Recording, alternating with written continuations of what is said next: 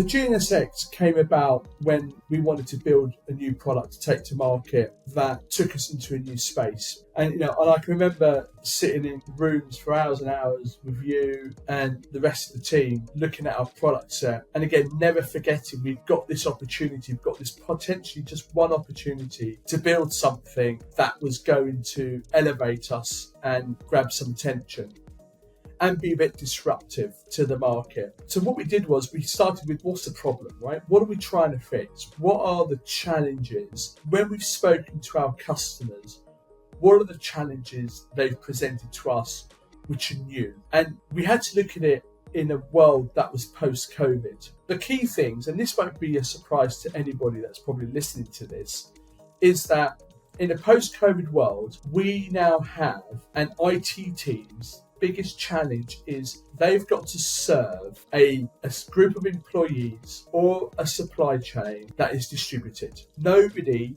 is sat in a building anymore for a long period of time as they did prior to COVID. You now have people sat at home. You have people connecting onto corporate platforms via Wi-Fi or 5G, and they could be doing it from a cafe or an aeroplane or an airport lounge or something like that. And all these present problems. And the biggest problem is security.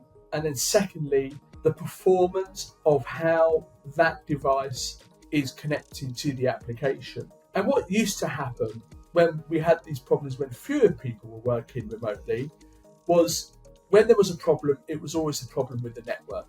But nobody ever really knew until you went through your due diligence process and were able to go back to the customer and say, we've done all our research, we've done all our tests, and it's definitely not the network, you've got to be looking elsewhere. And the customer never wanted to look elsewhere because they didn't want them to be the problem. So we thought that's the challenge we've got to address, right? So then we started looking at the technology, didn't we? Yeah. And said, well, SD-WAN, great. Still very meaningful today. Still a lot of customers adopting it, but it still makes us, and we've got a great SD-WAN capability. We've had SD-WAN in our business since 2016, maybe longer. And that's still a bit Me Too, we felt. How do we differentiate from Me Too to, us? And you came up and said, well, we need to start thinking about SASE, and SASE is the future. Yeah. And if we're not seriously looking at and talking about SASE, then we're going to be falling behind again. But then the challenge was, well, how do we become a non-Me Too SASE provider, right? And that's when the GNX story started.